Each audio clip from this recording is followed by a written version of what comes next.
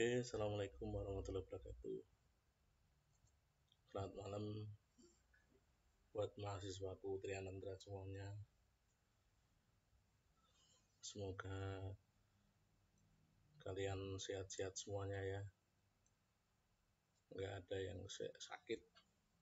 Pokoknya saya berdoa semoga Anda sehat semuanya ya. Dan bisa mengikuti perkuliahan pada malam hari ini.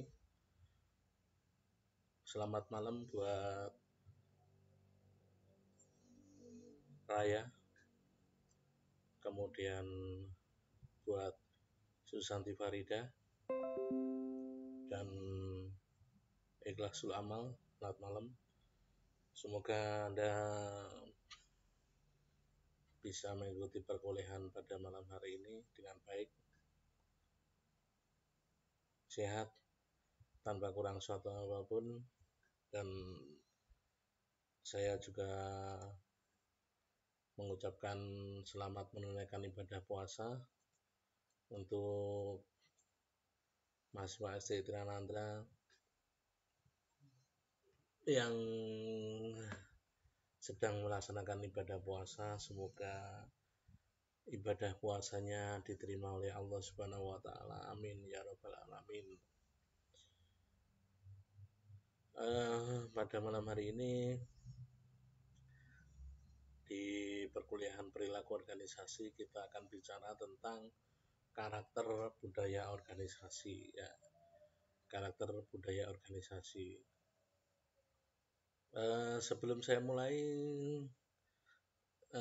saya minta report dari teman-teman semuanya, dari mahasiswa Trianandra, tentang kualitas suara saya, apakah bisa didengar oleh mahasiswa Trianandra yang sedang mengikuti perkuliahan saya, ataukah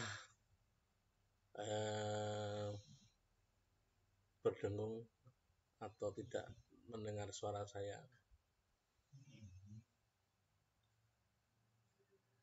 Ini kayaknya yang hadir itu ya itu saja ya. Raya, Susanti Farida, Ikhlasul Amal ini baru sekali kayaknya. Kemudian Jinendra Pradana ini juga termasuk yang aktif. Ayun Febriana ini termasuk aktif. Selamat malam. Tapi ada beberapa mahasiswa yang sepertinya juga work from home tapi tidak pernah ikut ya. Nanti kalau tidak saya izinkan ikut ujian, lapor ke dosen lain, nanti saya ditegur. Padahal dia nggak pernah ikut kuliah. Padahal kan kuliah online itu kan kuliah paling gampang ya, kuliah paling gampang. Artinya kurang kencang Pak, kurang kencang suaranya maksudnya Jinendra ya. Tes 1 2 3 tes 1 2 3 bagaimana suara saya, atau mungkin saya makan pepaya dulu ya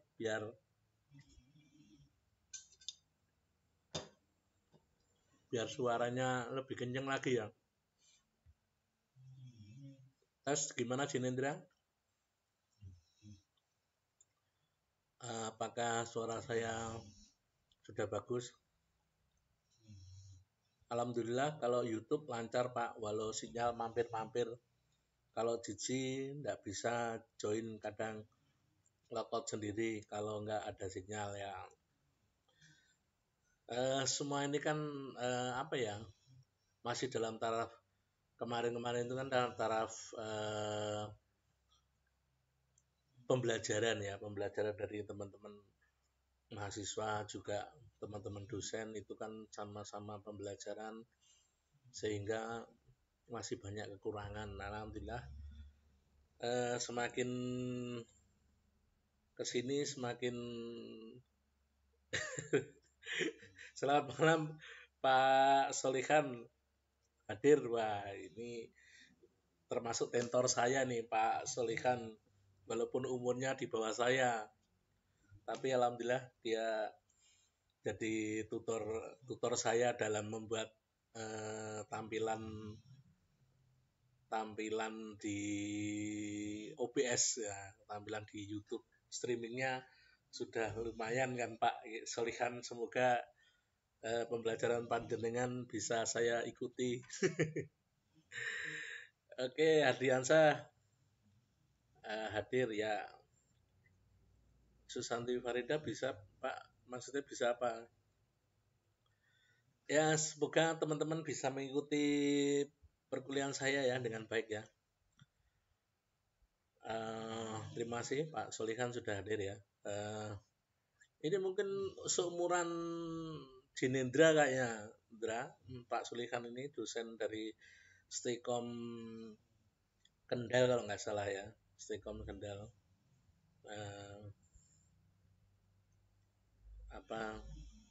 Beliau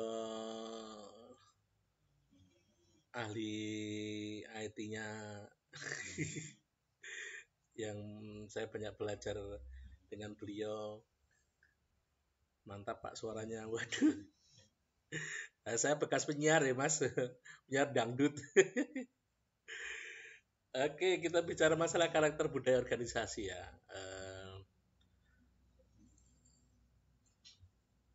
Budaya organisasi itu ada beberapa karakter ya. Salah satunya innovation and risk taking ya. Inovasi dan pengambilan risiko. Yaitu sejauh mana para karyawan didorong untuk berinovasi dalam mengambil resiko. Jadi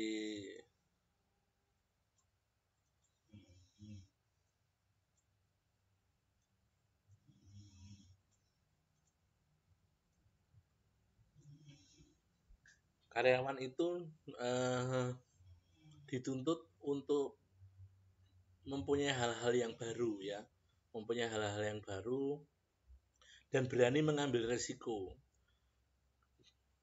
Kalau kita sebagai karyawan atau mungkin pimpinan tidak berani mengambil resiko,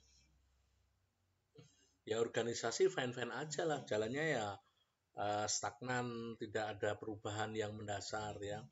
Tapi dengan para karyawannya berani berinovasi, memberikan hal-hal yang baru untuk perusahaannya, otomatis organisasi atau perusahaan ini akan semakin berkembang dengan adanya inovasi dari karyawan dan berani mengambil risiko. Sulit ya, mencari karyawan yang berani mengambil risiko itu sulit. Ya. Karena apa? Karena biasanya karyawan yang sudah dalam kondisi di zona nyaman, dia tidak mau mengambil resiko. Yang penting dia hadir, dia bekerja sesuai yang ada di hadapan dia, kemudian dia selesai pulang, kemudian dia menerima gaji setiap bulannya. Ya hanya itu. Tapi orang-orang atau karyawan yang berani mengambil resiko ini yang luar biasa, yang bisa membuat organisasi atau perusahaan itu menjadi lebih besar, lebih kuat, lebih hebat. Itu karena karyawannya berani berinovasi dan mengambil resiko. Nah, ini karakter organisasi yang paling bagus ini adalah di mana karyawannya berani berinovasi, memulai dengan hal yang baru. Seperti contoh seperti ini ya, kuliah online ini. Coba Anda bayangkan bagaimana kita dari awal merubah, mulai dari kita menggunakan Edmodo, kemudian kita menggunakan Zoom, kemudian kita menggunakan YouTube, streaming biasa, kemudian kita balik lagi pakai Zoom, kemudian terus diteruskan dengan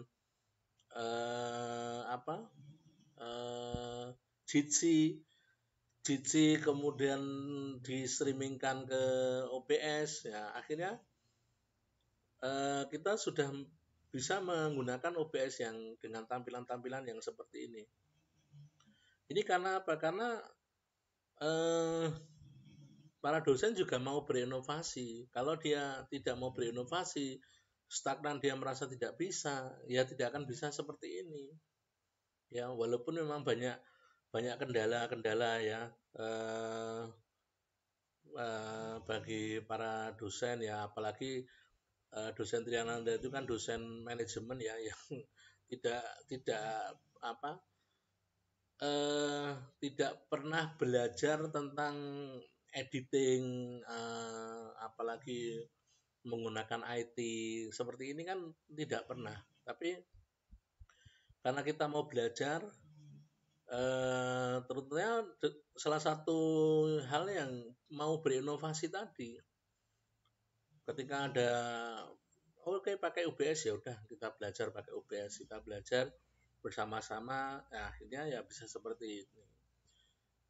Kalau kita tidak mau berinovasi dan tidak berani mengambil resiko, ya stagnan aja. Seperti tadi apa yang dikatakan oleh Verayani ya, Verayani atau Raya, dia mengatakan bahwa kalau menggunakan Jitsi tidak bisa join, kadang-kadang logout sendiri, kita nggak ada kalau nggak ada sinyal ya, logout sendiri ya, akan terjadi hal-hal yang seperti itu. Makanya organisasi memberikan arahan yang seperti ini, harus menggunakan ini. Kita ya semua belajar dari awal. Saya OBS ini baru bisa belajar mungkin baru 2 minggu ini, saya belajar serius tentang OBS. Itu aja ya ada bimbingan dari teman-teman dosen-dosen Stekom ya, terutama Pak Solihan. Karena memang saya benar-benar buta ya, saya ya kalau streaming ya cuman kalau di YouTube paling upload video, upload seperti Alaming Lelembut, cerita-cerita itu ya cuman saya upload aja. Tapi untuk membuat tampilan-tampilan ini kan kita buta ya. Nah, itu salah satunya karakter budaya organisasi adalah innovation and risk taking atau inovasi dan pengambilan risiko. Yang selanjutnya adalah attention to detail, perhatian pada hal yang detail, yaitu sejauh mana para karyawan diharapkan memperlihatkan kecermatan, analisis, dan perhatian pada hal-hal yang detail atau yang rinci. Ya, kadang-kadang hal-hal yang kecil ini kan terabaikan oleh kita.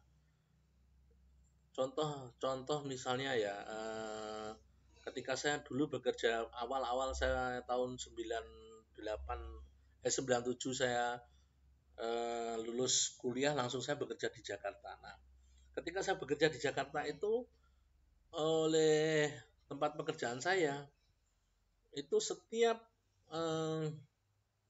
kertas yang rusak ya, atau kertas yang kita ngeprint salah, itu tidak boleh dibuang. Jadi ada tempat tersendiri ya di situ untuk tempat-tempat kertas-kertas yang tidak terpakai atau hasil printeran yang salah, itu dikasihkan di situ. Gunanya untuk apa?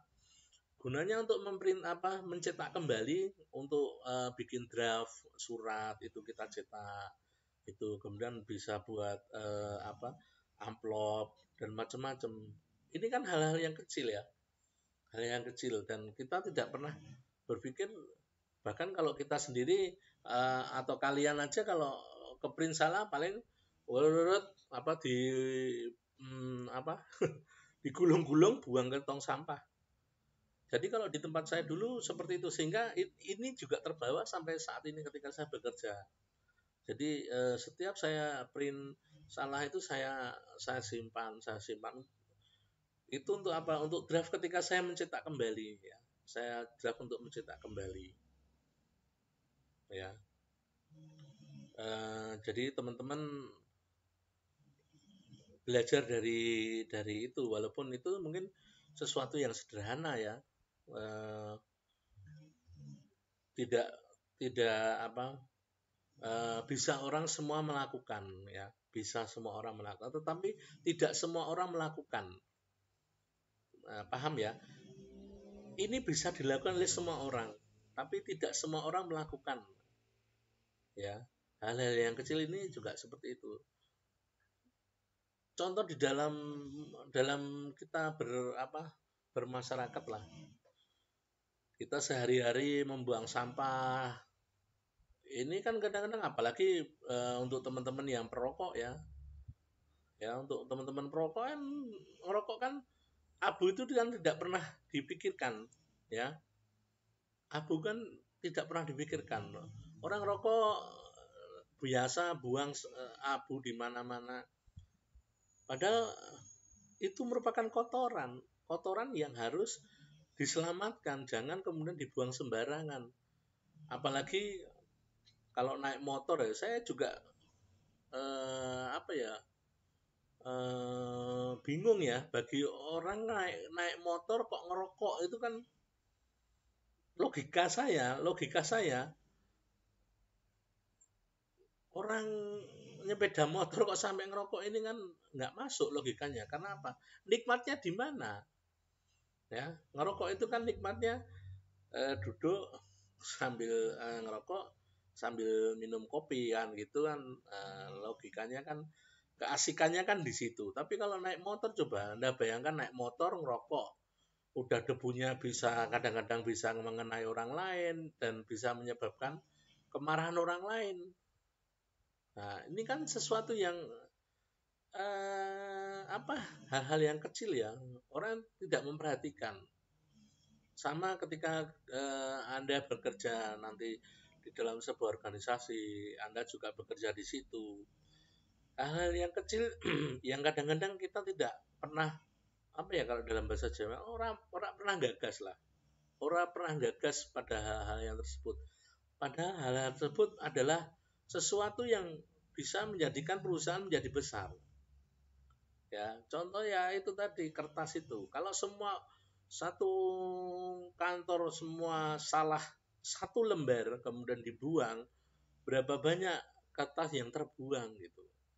Tapi kalau kertas itu masih bisa disimpan, kemudian kalau kita mau ngeprint sebelum resmi ya kita pakai yang itu sebagai draft. Ya, benar nggak? Ada kesalahan nggak?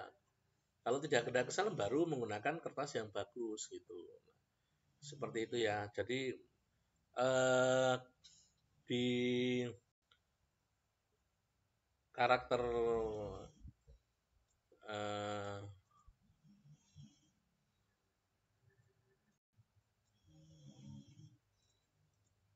di karakter budaya organisasi itu yang nomor 2 adalah attention to detail ya, buat semua mahasiswa saya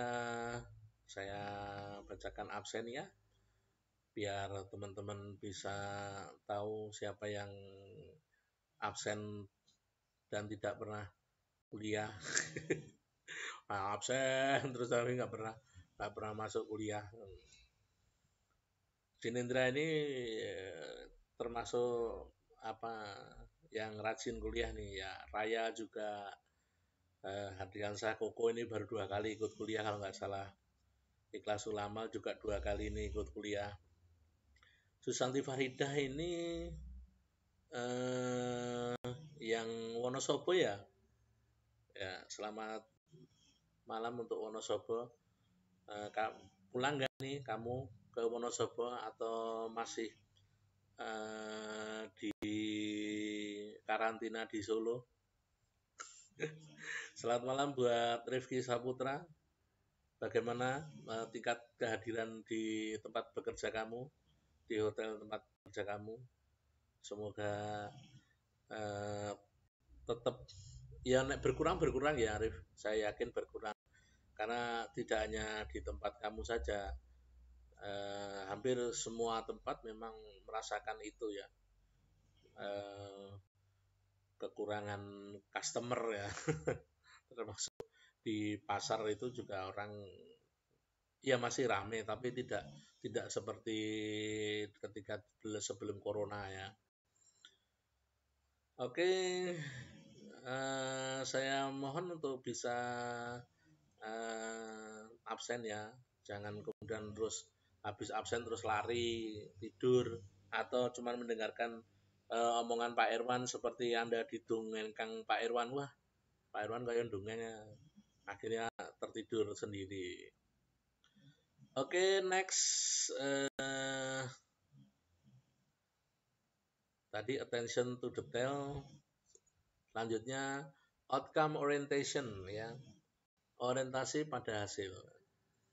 Yaitu sejauh mana pihak manajemen memusatkan perhatian pada hasil daripada pada teknik dan proses yang digunakan untuk mencapai hasil. Nah, ini kadang-kadang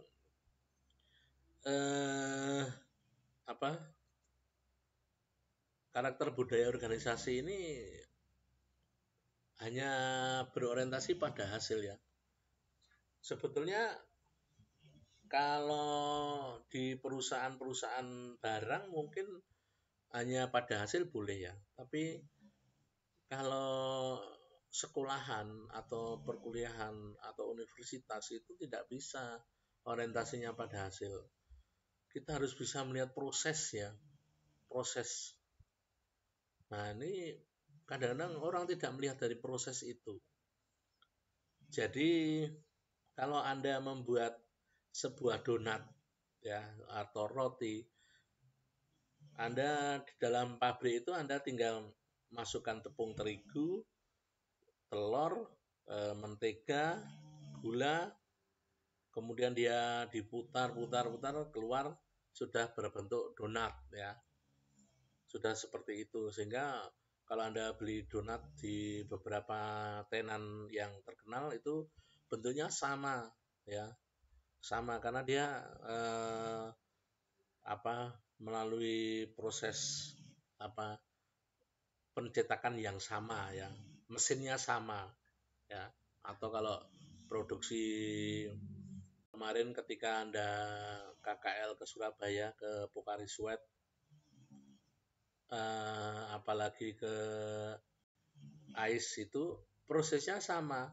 Jadi inputnya sama, kemudian outputnya akhirnya seperti ini. Itu akan sama terus karena memang dia mesin ya, mesin. Jadi tepung, terigu, misalnya gula, telur dan macam-macam dimasukkan, keluarnya ya seperti itu, donat sama ya. Itu mesin. Tapi kalau itu sekolah, itu perguruan tinggi, nggak bisa seperti itu. Inputnya seperti ini, kemudian dalam prosesnya itu kan tidak sama. Kita tidak bisa sama loh. Dalam memproses, karena ini orang itu tidak mungkin dalam proses yang sama menghasilkan sama, itu tidak bisa seperti itu.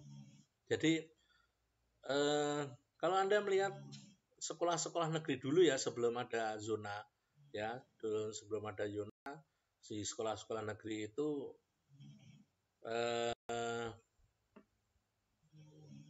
sekolah-sekolah negeri itu akan menghasilkan lulusan terbaiknya ya. Karena apa? Karena inputnya juga baik gitu loh. Inputnya baik. Inputnya nilainya tinggi, karena biasanya orang-orang yang nilainya tinggi itu kan orangnya tidak bermasalah ya.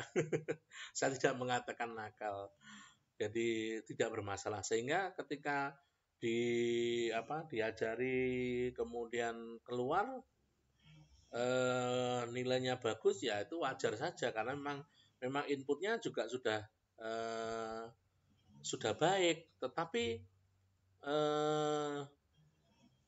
kalau seperti sekolah-sekolah swasta dengan input yang pas-pasan, kemudian menghasilkan output yang baik, nah ini yang luar biasa.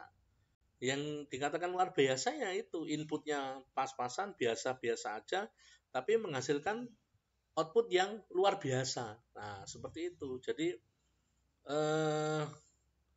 apa kalau kita melihat wah jadi nggak konsen.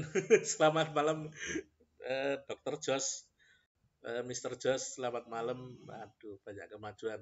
Ya, karena bimbingan dari Mr. Jos, ya bisa seperti ini. Dan juga bimbingan dari teman-teman dosen Stekom, melihat prosesnya. Harus banyak belajar katanya Pak Jos, ya saya harus belajar, ya ini yang harus hasil dari pembelajaran saya. Dan saya juga memotivasi dosen yang lain untuk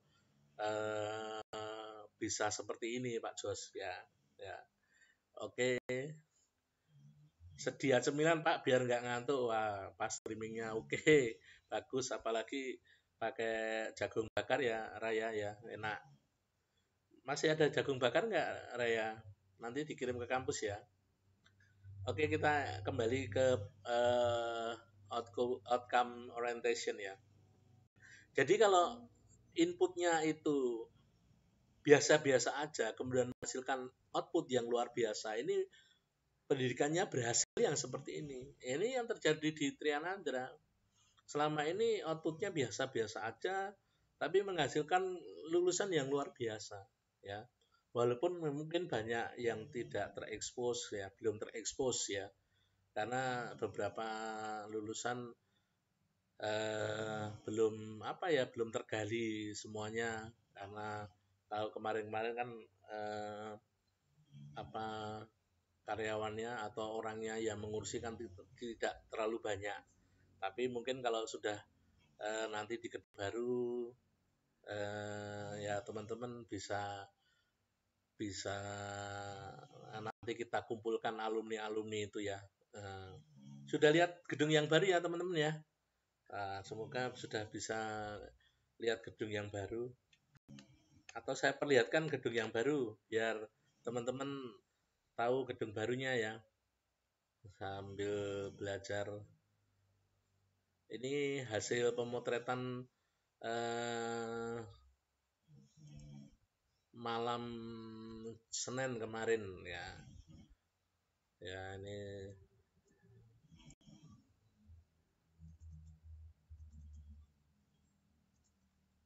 bentar ya.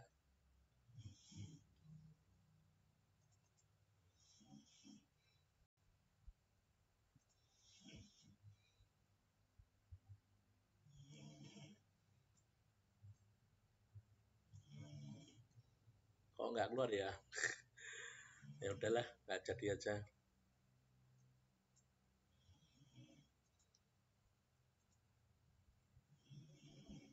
Mungkin terlalu besar.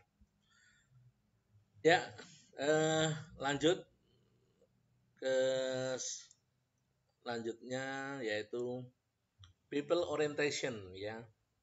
People orientation, orientasi pada orang, yaitu sejauh mana keputusan pihak manajemen memperhitungkan efek hasilnya untuk orang yang di dalam organisasi.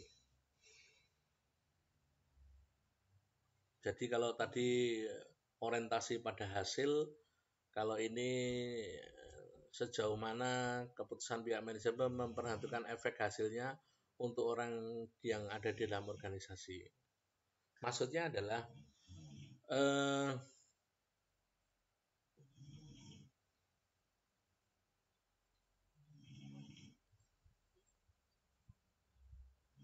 jadi manajemen itu dari hasil ya. Tadi kalau kita tadi bicara masalah hasil, dari hasil itu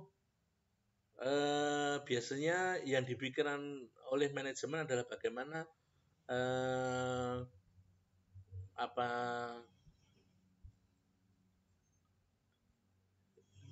efek hasil ya. Itu seperti contoh misalnya kalau misalnya penjualan dalam organisasi itu naik, maka orang-orang yang ada di dalamnya diberikan satu sebuah insentif ya, misalnya seperti itu. Jadi people orientasi berorientasi pada orangnya itu seperti itu. Jadi dengan adanya karyawan yang mampu mau berinovasi, kemudian berani mengambil resiko, kemudian bagaimana dia membuat organisasi menjadi besar, maka manajemen juga tidak akan tinggal diam, ya. Manajemen juga tidak akan tinggal diam. Manajemen akan memberikan apa ya, semacam hadiah ya, reward kepada orang-orang yang berada di dalamnya, ya.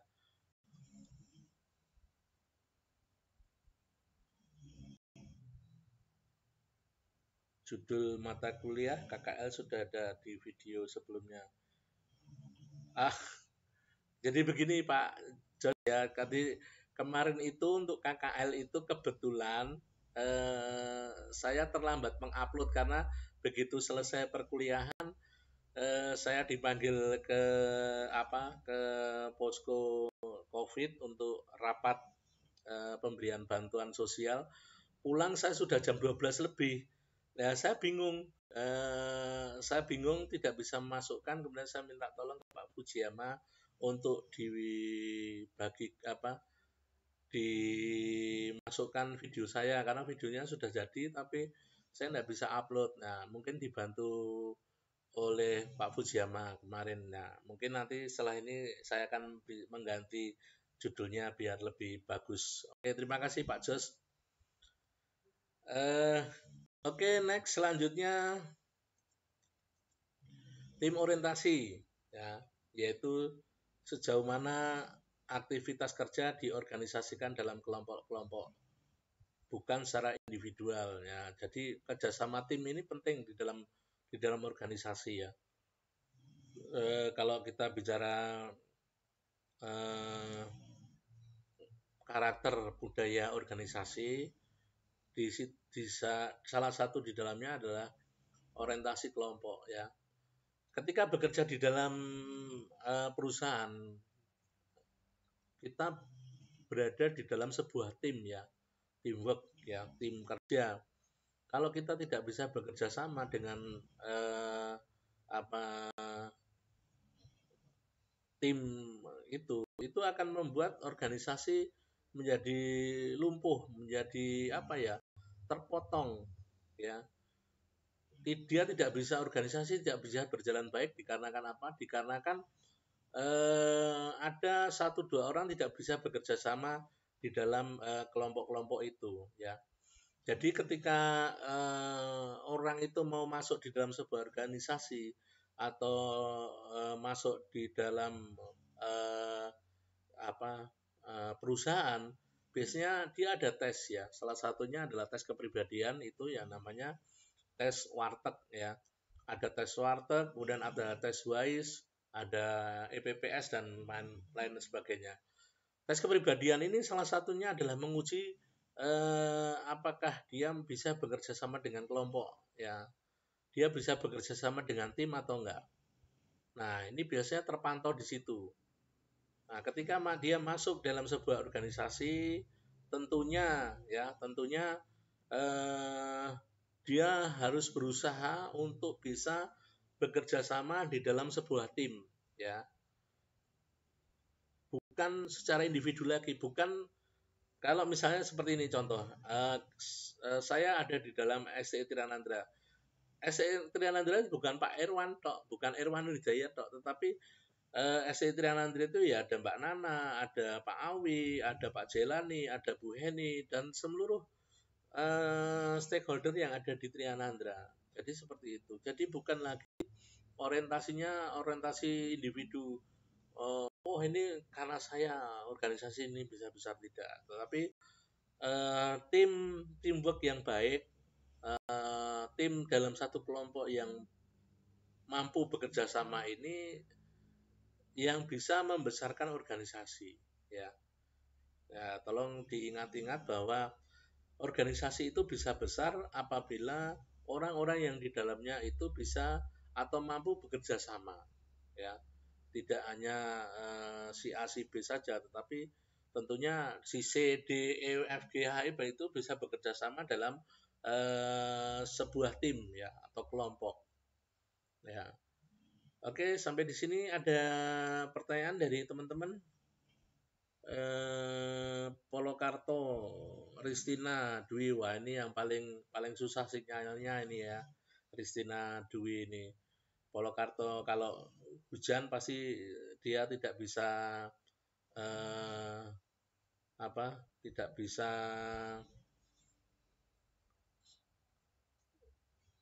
streaming, tidak bisa streaming. Oke, Heri Sustio, ini mahasiswa transfer ya. Oke, silakan mengikuti perkuliahan saya, kemudian nanti absen di si akad. Oke, teman-teman, ada pertanyaan untuk yang sudah saya sampaikan sebelum saya melanjutkan perkuliahan ini? Heri Sustio itu rumahnya mana, Her? Saya belum banyak mengenal Anda, saya tidak tahu rumahnya Anda. Semoga Susanti Faridah ini bisa pulang Lebaran. Bisa pulang nggak ini Susanti Faridah? Pulang ke mana? Ke Wonosobo. Semoga Anda bisa pulang ke Wonosobo ya, Susanti Faridah. Tidak dikarantina di Solo terus, kasihan nanti kalau di karantina di Solo terus. Ya, oke, terima kasih buat teman-teman yang sudah hadir di sini. Kita lanjut ke materi selanjutnya, keagresifan, aggressiveness, yaitu zamana orang-orang itu agresif dan kompetitif dan bukannya malah santai-santai ya. Jadi ketika kita bekerja dalam sebuah perusahaan atau organisasi, kita harus bisa bergerak agresif, tidak hanya santai-santai tiduran.